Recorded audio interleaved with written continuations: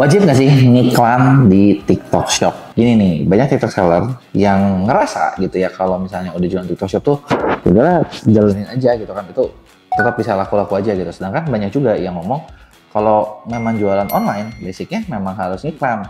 Nah, kenapa harus ngiklan? Karena kalau misalnya cuma organik doang, itu kan terbatas, bener nggak? Nah, di video ini kita bakal bahas gitu kan, gimana sih caranya biar ngiklan lo itu untung.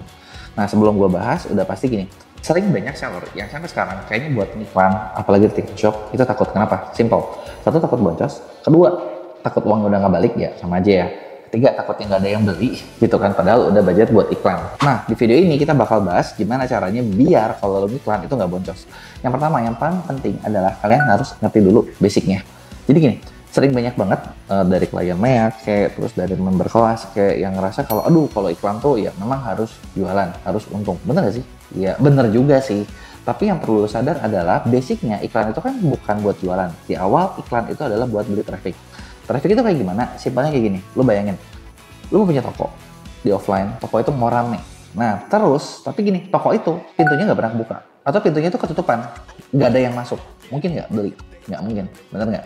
Nah, kalau misalnya kalian punya toko nih, tokonya udah cukup lumayan, ada order. Katakanlah pintu masuknya tuh orang pada lewat.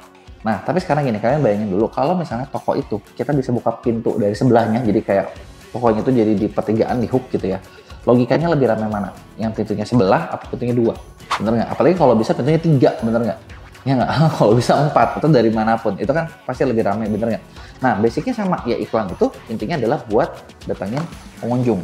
Ya kan pengunjung mah dari mana juga nggak masalah, bener nggak? Nah, yang perlu kalian ngerti adalah gini, kalian bisa bedain antara toko kalian tuh bermasalah dengan pelayanannya yang bikin orang nggak mau beli, atau bermasalah dengan tampilan produknya, atau toko kalian tuh bermasalah dengan katakanlah barang yang dijual itu barang-barang yang nggak laku, sama tokonya memang nggak bisa cari pengunjung. Kalau misalnya tokonya, misalnya kalian memang bermasalah dengan tampilan produknya, dengan pelayanannya, dengan apanya, sebelum kalian iklan, benerin dulu. Tapi kalau misalnya toko kalian itu kalian nggak bisa, oh gue sih nggak ada masalah, pelayanan oke, produk oke, misalnya, terus tampilan produk oke, tapi tokonya masih sepi. Nah di sini artinya lo wajib ngiklan.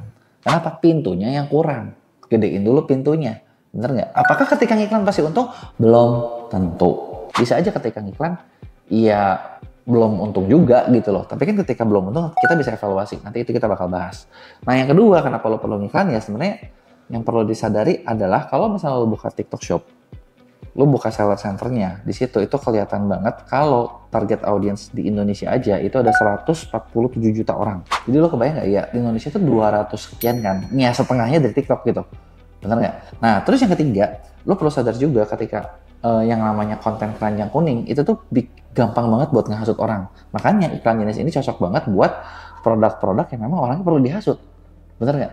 Kalau lu jualannya aqua lah gitu ya, air minum lah, air minum yang memang udah ini nggak perlu dihasut gitu, orang udah tahu oh gue mau beli minum. Lu jualan beras mungkin nggak perlu dihasut gitu, meskipun jelas juga sekarang makin banyak, bener nggak? Makin banyak jenisnya yang mungkin perlu dihasut, kayak udah lu ganti merek ini aja deh, mungkin apa gulanya lebih kecil, lebih sehat, lebih diet dan lain sebagainya. Nah fitur-fitur kayak gini ini tuh kepake banget karena kenapa? Orang lagi lihat-lihat terus kayak menarik ya ini barang, dia bisa langsung beli saat itu juga. Dan ketika dia beli itu ya itu kan bikin apa ya, maksudnya orang itu jadi nggak sadar langsung belanja gitu loh, dan tahu-tahu kok udah beli gitu. Nah itu dia kelebihannya. Nah kemudian ada lagi yang keempat, sebenarnya kenapa lo perlu ngerti banget buat main iklan TikTok, karena ini iklan ini adalah bisa dipersonalize. Personalize itu apa sih? Jadi kayak iklannya itu dibuat khusus buat orang yang lagi lihat. Oh kesannya begitu gitu ya. Nah gimana caranya gitu ya buat bikin personalize? Sebenarnya simple, yaitu dengan cara kalau misalnya di iklan sosial media sekarang kita tuh bisa mentargetkan orang tertentu. Misalnya katakanlah gini, kalian lagi jual produk, misalnya katakan jualnya produk fashion. Berarti kan fashion lagi mau naik banget ya, bener nggak? Lagi mau naik banget di lebaran, ya itu juga kalau promosinya kencang. Kalau nggak ya biasa aja naik sih, tapi kalau naik 10%, 15%, di bawah 100% kayaknya bukan naik deh. Kalau bisa di atas 100%, 300% itu baru naik gitu ya. Nah, kalian bisa bayangin gini, kalian bisa jual produk fashion. Fashion tersebut katakanlah buat orang-orang yang oversize misalnya. Nah, kalian bisa bikin iklan di TikTok, bisa bikin target di TikTok memang buat orang-orang yang oversize. Jadi kan ngomongnya juga langsung gitu. Oh ini loh baju yang kayak gini bikin kelihatan bagus gitu loh. Baju yang kayak gini bikin pendek, baju yang kayak gini bikin ini. Itu kan bikin orang yang ngelihat iklannya itu ngerasa kayak ini buat gue banget.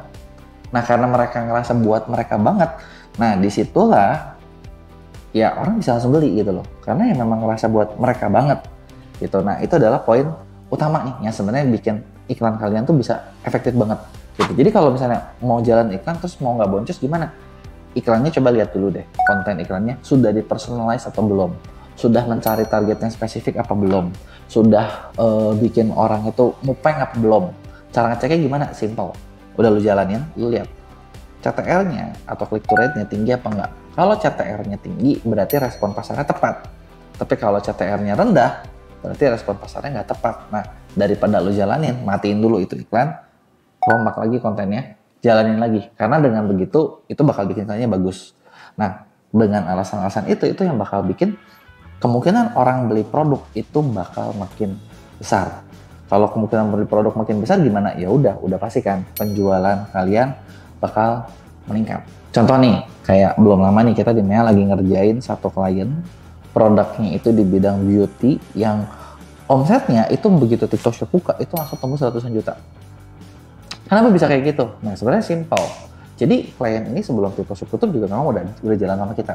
Sebelumnya dia udah pernah nih nyobain iklan di tempat lain, gitu kan. Dengan ROAS maksimalnya itu cuma 4. Tapi 4 juga orangnya udah happy banget, gitu.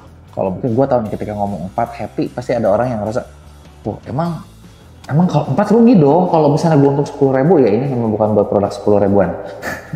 Ini mainannya buat yang bikin brand mungkin ya. Nah, gue nggak tahu lah modalnya dia berapa, tapi dengan dikasih ROAS 4 alias 25% biaya iklan dapat order dia seneng. Gitu kan, 4 sampai 5 tuh udah seneng lah. Gitu kan. Nah, terus ketika kita kerjain, kita coba utak-atik lagi gitu. Kita coba utak-atik gitu kan. Dimana iklannya ini ya kontennya diganti, iklannya diganti, message-nya diganti, targetnya diganti, diperluas karena dengan yang lama itu bisa menghasilkan tapi mentok gitu loh. Jadi kebayang nggak sih? Kalian iklan aja ada mentoknya gitu. Apalagi kalau misalnya nggak ngiklan kan, udah pasti lebih parah lagi gitu kan. Nah, ya udah diotak-atik, di awal nggak langsung bagus memang. Pasti kan di awal nyari dulu ya, nyari lagi polanya, nyari lagi ininya. Apalagi waktu awal yang dikasih itu produk-produk yang masih baru.